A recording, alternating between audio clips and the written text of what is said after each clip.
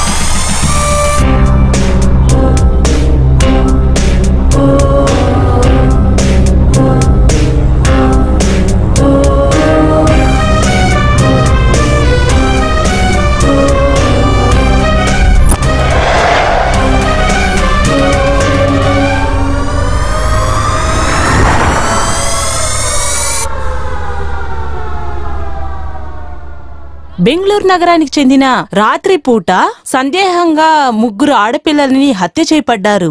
నగరవాసులు భయంతో ఉన్నారు. మాధవరం ఎస్టేట్ లో ఒక అమ్మాయి డెడ్ బాడీ దొరికింది.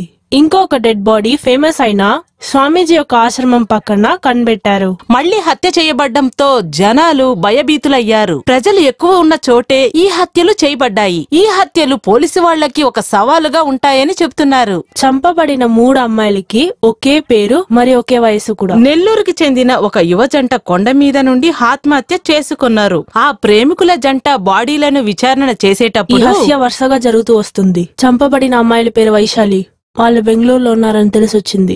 ఈ హత్యలను ఎవరు చేస్తుందన్నది విచారణ నడుస్తుంది. ఈ హత్య మళ్లీ జరగకుండా ఉండాలని విచారణ జరుగుతుందని ఇన్స్పెక్టర్ సూర్య సార్ చెప్తున్నారు. ఈ రకమైన విచిత్రంగా ఉన్న చాలా కష్టమైన వైశాలని పేరు పెట్టుకున్న ఈ మహిళను ఎవరు హత్య చేసుంటారన్నది పోలీసులు కనిపెట్టి తీరుతారు.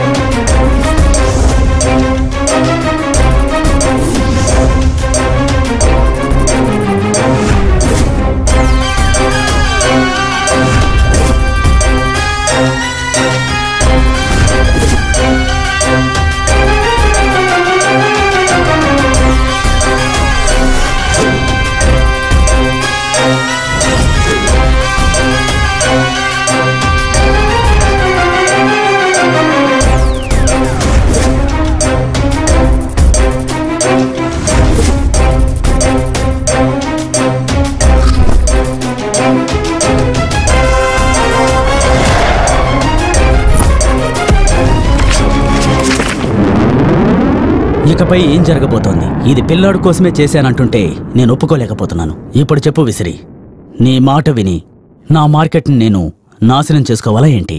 ఈ భూమి సమస్య తీరే వరకు నేను మరణించను. ఇలా చూడు శంకర్, ఇలా చూడు. కన్వర్ లాల్ బలో. మా నాన్నగారు ఎప్పుడూ చెప్తుండేవారు, ప్రజలందరికీ ఒక పొలిటికల్ సైన్యం ఉండాలని. మన ప్రజల మీద ప్రేమ ఉంటే మనకి విల్ పవర్ ఖచ్చితంగా ఉంటుంది. నాకు తెలుసు, పిచ్చివాడిగా నటిస్తే మా బామ్మ వస్తుందని చెప్పావు.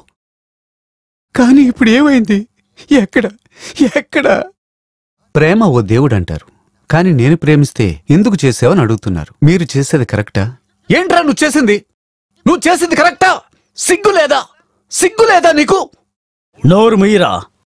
నా చోటుకే వచ్చి నా మీదే పెత్తనం చెలాయిస్తావా? ఎవర్రా నీకు ఈ అధికారం ఇచ్చింది? ఎప్పుడు నిన్ను చూశాను అప్పుడే నేను పిచ్చివాణ్ణి అయ్యాను. జెనీ రా, మనం సంతోషంగా ఉందాం. మనం ఈ ఊరు వదిలి వెళ్ళిపోదాం. ఈ రకంగా రాసిపెట్టుంటే ఎవ్వరూ తప్పించుకోలేరు. అందరూ ఒకరోజు చావాల్సిందే. కాని నాకు ఎవ్వరూ లేరు. నేను గనక చస్తే ఎవ్వరూ ఏడవరు. ఏం జరుగుతుందో జరగని. గుండెల్లో ధైర్యం ఉన్న ప్రతివాడు బలశాలి కాదు. ఇతనిలాగే పెద్ద హీరో అవ్వాలని నాకు చాలా ఇంట్రెస్ట్ ఉంది. కానీ నేను చెయ్యని హత్యలకు కోర్టు నన్ను నేరస్తుడని చెప్పింది. ఈ కేసు నుండి బయటికి వచ్చి నేను పెద్ద హీరో అవ్వాలి. లేదంటే ఈ హత్యలన్నీ చేసిన వాడిని కనబెట్టి నేను చంపేంత వరకు పోలీస్కి దొరకకుండా ఉండాలి.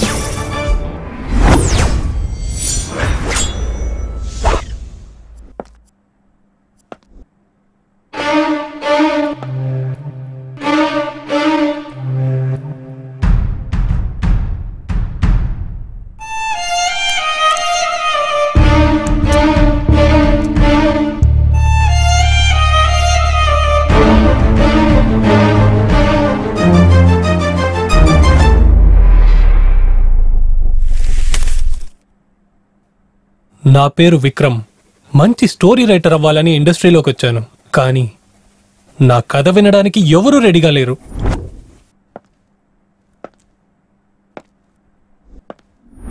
నువ్వు చూడ్డానికి బాగున్నావురా, ఎందుకు నువ్వు రైటర్ అవ్వాలి? హీరో అవ్వమని చెప్పారు, కానీ ఒక్కరు కూడా అవకాశం ఇవ్వలేదు.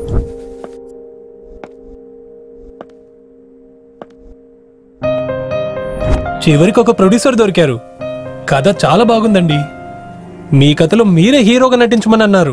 విక్రమ్, నీ సిచ్యువేషన్ నాతో చెప్పావు, నాకు బాగానే అర్థమవుతుంది. సాధన చేయాలని బయలుదేరుతున్నప్పుడు ఇలాంటి అవమానాలు, చిన్న చూపులు అందరి జీవితంలోనూ ఉంటాయి. మనకు దొరికే అవమానమే ప్రతిరోజు మనకు దొరికే ఒక్కొక్క సన్మానం. మనం కొండ ఎక్కేంత వరకు మనం కొండ కిందే ఉంటాం. మనం కొండ ఎక్కిన తర్వాత ఆ కొండే మన కాళ్ల కింద ఉంటుంది. నువ్వు త్వరలోనే విజయం అనే కొండని నువ్వు ఎక్కుతావు.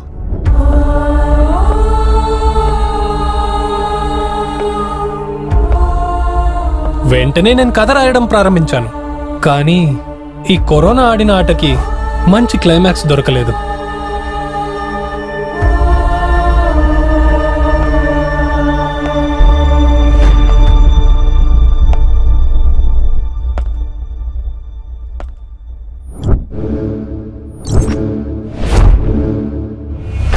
వీడేదో సైకో కిల్లర్ లాగా ఉన్నాడే. వాడు 3 హత్యలు మాత్రం చేసుండడు, చాలా హత్యలు చేయడానికి అవకాశం ఉంది.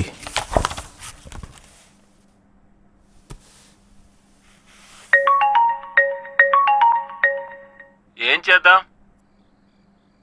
సార్? మీరు చెప్పినట్టే కథని మార్చి రాశాను సార్. క్లైమాక్స్ ఎంతవరకు వచ్చింది? సార్, నేను ముందు రాసిన క్లైమాక్సే బాగుంది సార్. దాని తప్ప వేరే ఏవి బాగలేవు సార్. కానీ ప్రొడ్యూసర్ కరెక్షన్ చేయమని చెప్పారు కదా, ఏం చేద్దాం?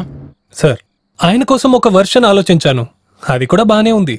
కానీ సినిమా 2 భాగాలుగా తీయాల్సి ఉంటుంది. మీరు రేపు వస్తే మనం డిస్కస్ చేయొచ్చు సార్. ఇలా చూడు విక్రమ్, అనవసరమైన కళ్ళని కనకు. మనం చేస్తున్న స్క్రిప్టే అది ఒక సినిమా అవుతుందా లేదా అదే ఆలోచించు. ఎందుకు సార్, ఏమైంది?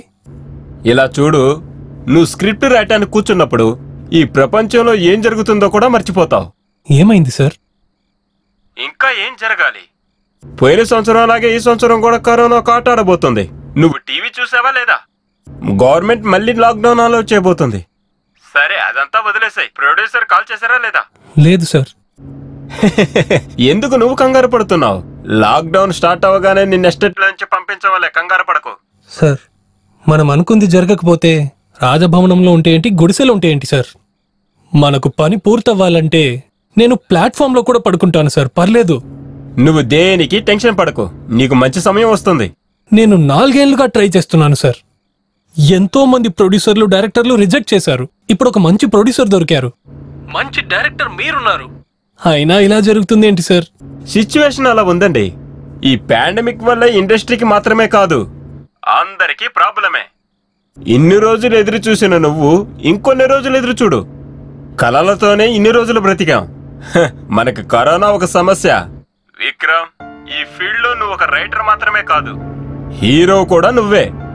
ఒక నటుడు ఎప్పుడు తన బాధలన్నీ మర్చిపోయి కెమెరా ముందు సంతోషంగా ఉండాలి. అదే ఒక నటుడి యొక్క అందం. నువ్వు దేనికి బాధపడకు, నేను నీకు తర్వాత కాల్ చేస్తాను.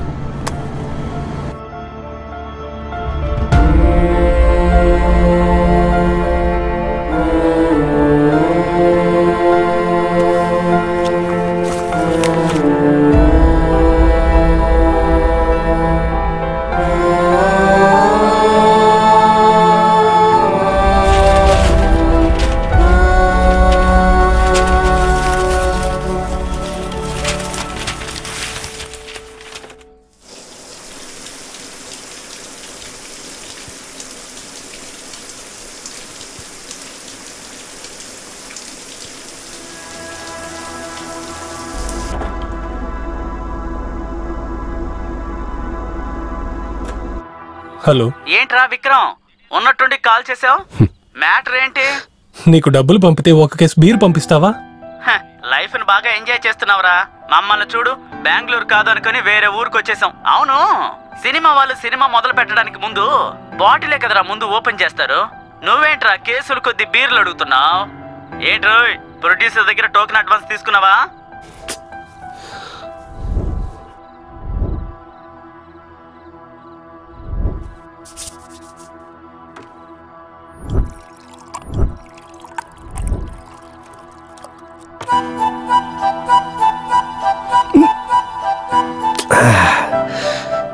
సోడా ఎక్కువైంది, ఏం చేయను.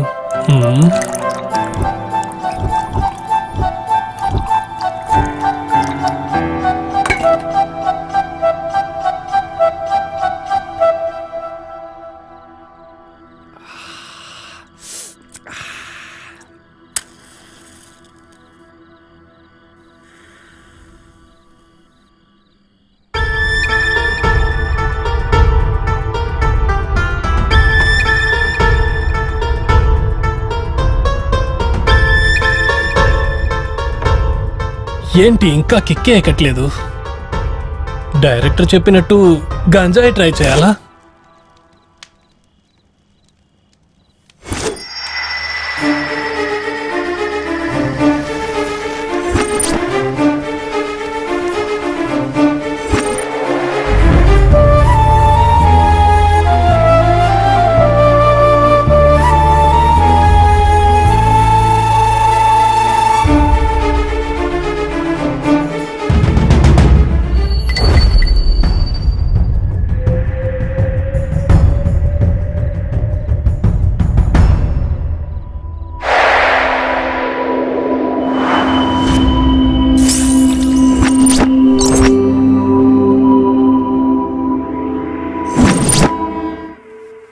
కాక్టైల్ ఇచ్చే కిక్ కన్నా ఏది ఎక్కువ కిక్ ఇస్తుందో తెలుసా?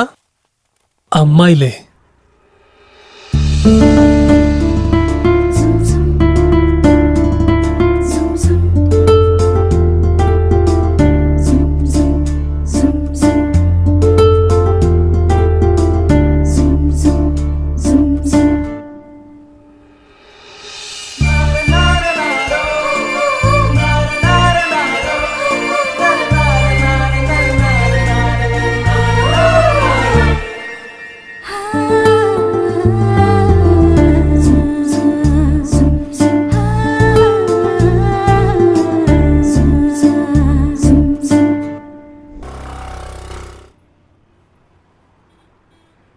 ఎక్స్క్యూజ్ మీ, హలో, మిమ్మల్నేనండి. ఏంటి? మీరు నాకు ఒక స్మాల్ హెల్ప్ చేస్తారా? ఏ హెల్ప్? కొట్టకపోతే చెప్తాను. అది మీరు ఏ హెల్ప్ అడుగుతున్నారన్న దాన్ని బట్టే ఉంటుంది. ఏంటో చెప్పండి. అది భయపడకండి, ఏ హెల్ప్ కావాలో అడగండి. మీరు నాకు ఒక కిస్ ఇస్తారా? చెప్పు తెగొద్ది. నా గురించి నువ్వేమనుకుంటున్నావు? ఏమండి, తప్పుగా అనుకోకండి. ఒక్క నిమిషం, నేను చెప్పేది కొంచెం వినండి. నీకు అసలు సిగ్గుగా అనిపించట్లేదా? ఏదో నీ ఫోన్ లో బ్యాలెన్స్ లేదు, ఫోన్ ఇవ్వండి, ఫోన్ చేసిస్తాను, లేదా పర్స్ మిస్ అయింది, డబ్బులు ఇవ్వండి, బస్సుకి కావాలని అడుగుతావని చూస్తే కిస్ అడుగుతున్నావు. నీలాంటి వాళ్ళని 4 పికే లోపలేయాలి, అప్పుడే బుద్ధి వస్తుంది. ఫ్యూచర్ లో పెద్ద స్టార్ అవ్వబోతున్నాను, అందుకే అలాంటిదేం చేయకండి. ఆహా, ఇలాంటి బుద్ధున్న వాళ్ళు స్టార్ అయ్యారంటే నాలాంటి అమ్మాయిల పరిస్థితి అంతే. చూడ్డానికి అందంగా ఉంటే సరిపోదు, తెలివిని కాస్త ఉపయోగించాలి. ఏమండి, యాక్చువల్ గా నేను చాలా మంచి కుర్రోనండి, మీరే నన్ను తప్పుగా అర్థం చేసుకున్నారు. అవునవును, మీ చంపలో గాయం అయ్యేలా ఎవరో మిమ్మల్ని కొట్టారు కదా, అప్పుడే అర్థమైంది మీరు చాలా మంచివారని. నా దగ్గర అడిగినట్టే ఇంకెవరి దగ్గరైనా అడిగుంటారు, వాళ్ళు బాగా నలిగి పీకుంటారు. కరెక్టే కదా? ఏమండి, ఇది అమ్మాయిలు కొట్టింది కాదు, ప్రొడ్యూసర్ కొట్టింది. ప్రొడ్యూసరా?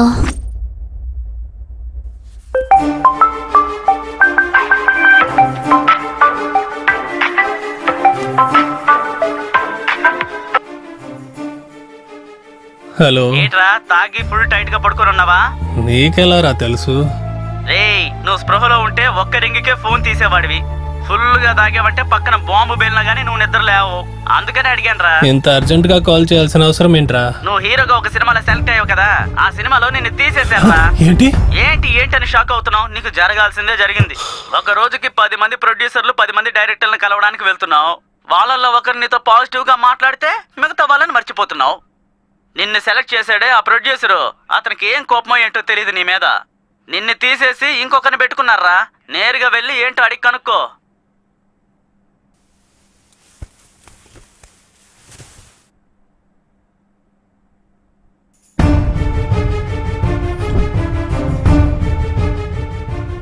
సార్, మీ సినిమా నుంచి నన్ను తీసేశారంట కదా, ఎందుకు సార్?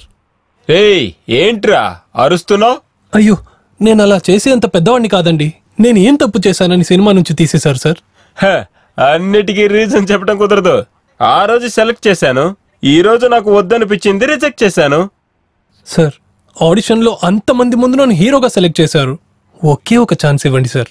ఏయ్, అరవకుండా వెళ్ళవాయా, అరవకుండా వెళ్ళవాయా. Sir please sir, please sir, ఒకే ఒక ఛాన్స్ ఇవ్వండి సార్. అలా చేయకురా, రేయ్ అలా చేయకులే. ఏయ్ పోరా. ఓ, మీరు సినిమాలో ఉన్నారా? సరే, మీరు బాధపడకండి. అవును, మొదటిసారి ఒక అమ్మాయిని చూసి నచ్చిందంటే దగ్గరకొచ్చి ఐ లవ్ యూ అంటారు. మీరేంటండి కిస్ అడుగుతున్నారు? ఎవరో తెలియని ఒకరికి కిస్ ఇస్తానని మీరెలా అనుకున్నారు? నేను ఐ లవ్ యూ చెప్పుంటే మీరు యాక్సెప్ట్ చేసి ఉంటారా? కాస్త టైం కావాలి, ఆలోచించి చెప్తానని చెప్పేదాన్ని. మీరు ఎటువంటి కలలేం కనకండి, మీ గుండె వేగం పెరిగి మీకేదైనా అయిపోతుందండి. హలో, ఎక్స్క్యూజ్ మీ, నేను ఊరికే చెప్పాను, అనవసరంగా ఆలోచించకండి.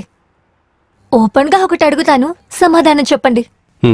నాకు మీరు నచ్చలేదన్నప్పుడు ఎందుకు మీరు కిస్ అడుగుతున్నారు? ప్రొడ్యూసర్ నన్ను కొట్టిన తర్వాత ఏమైందో తెలుసా? నా కోపం త్వరగా తగ్గాలంటే నేను వెంటనే ఏమైనా తినాలి, లేదంటే కోపం తగ్గేదాకా పరిగెత్తాలి. సరే, ఏదైనా తిందామని చూస్తే అక్కడ ఏమీ లేదు, అందుకే టైర్డ్ అయ్యేదాకా పరిగెత్తుకుంటూ వచ్చాను. చెప్పండి. రే, నీకెన్నిసార్లు చెప్పాలి నువ్వు ఆడిషన్ కి వెళ్తున్నప్పుడు ఆల్టర్నేట్ నెంబర్ గా నాది ఇవ్వద్దని? నువ్వు ఫోన్ తీయలేదని రియాలిటీ షో వాళ్ళు నాకు ఫోన్ చేసి చండాలంగా తిడుతున్నారు. నువ్వేదో షోకి సెలెక్ట్ అయ్యావంట, మర్యాదగా వెళ్ళి వాళ్ళని కలువు.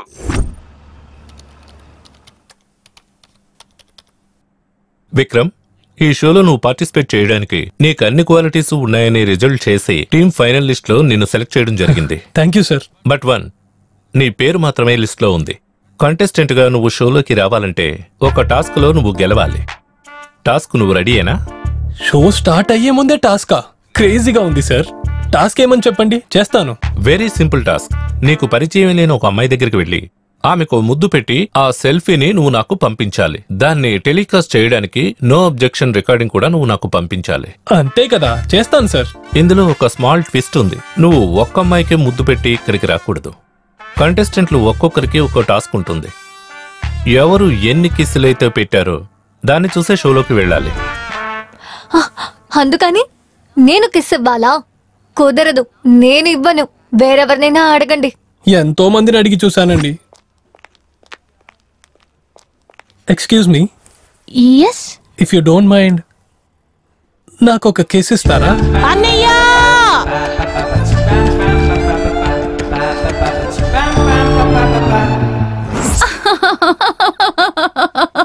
ప్లీజ్ అండి, నా ప్రాబ్లం అర్థం చేసుకోండి. ఒకే ఒక కిస్ ఇవ్వండి. హే, ముందిక్కడి నుంచి వెళ్ళండి. ప్లీజ్ అండి. నాకు ఇవన్నీ నచ్చవు. ఈ సినిమా ఆశలన్నీ పక్కన పెట్టి టీవీ షోలో ట్రై చేశాను. వాళ్ళు ఛాన్స్ ఏదో ఇచ్చారు, కానీ దాంతో పాటు ఈ టాస్క్ ను కూడా ఇచ్చారు. నా కలల్ని మీరే నిజం చేయాలి. ఒకే ఒక కిస్ ఇవ్వండి. అది చాలా భయంగా ఉందండి. మీరు లేట్ చేస్తుంటే భయం ఇంకా ఎక్కువ అవుతుంది. వేరెవరైనా వచ్చే ముందు ఇచ్చేయండి. మిమ్మల్ని చూస్తుంటే జాలేస్తోంది, అందుకనే ఇస్తున్నాను. ఇంకేవి ఈ చెడ్డ ఆలోచనలు లేవు, అర్థమైందా? పైగా ఇదే పనిగా పెట్టుకుని నా వెనక రాకూడదు. సరే, త్వరగా తిరగండి. ఎవరైనా చూస్తే ప్రాబ్లం అవుతుంది.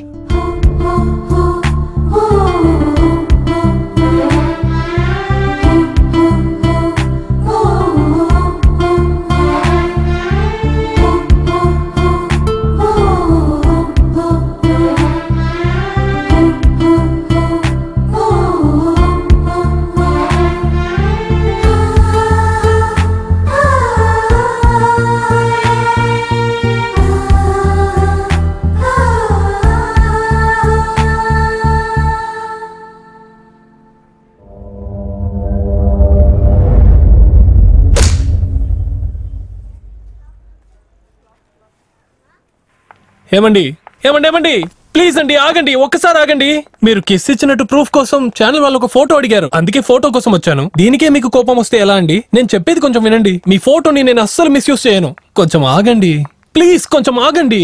పాపం జాలేస్తోందని కిస్ ఇస్తే దాన్ని ఫోటో తీస్తున్నావా? ఇదిగో ఇదే లాస్ట్. ఇక నువ్వు నా వెనక రాకు. ప్లీజ్ అండి, ఇంకొకటి ఇవ్వండి. ఒకటిచ్చింది సరిపోదా? ఇంకోటి కావాలా? మీరు ఎన్నిచ్చినా నాకు ఓకేనండి. నీకేమైనా పిచ్చా? ఇన్ని రోజులు బాగానే ఉన్నానండి. ఎవరిని చూసినా నా హార్ట్ కంట్రోల్లోనే ఉండేది. అదేంటో మిమ్మల్ని చూడగానే నా హార్ట్ కంట్రోల్ మిస్ అయింది. ప్రొద్దున ప్రొడ్యూసర్ కొట్టినప్పుడు చాలా అవమానం అనిపించి బాగా కోపం వచ్చిందండి. కానీ మీరు కొట్టినందుకు నా హార్ట్ చాలా హ్యాపీగా ఫీల్ అయిందండి. మీరు నన్ను కొట్టగానే నాకు లవ్ మొదలైంది అనుకుంటున్నానండి. మీకు కూడా అలాగే ఉందా? ఏమండి, మీరు ఎంత కోపంగా వెళ్ళినా మీ దగ్గర కిస్ తీసుకోకుండా వదలను. మీరు ఇచ్చేంత వరకు మీ వెనకాలే వస్తుంటాను.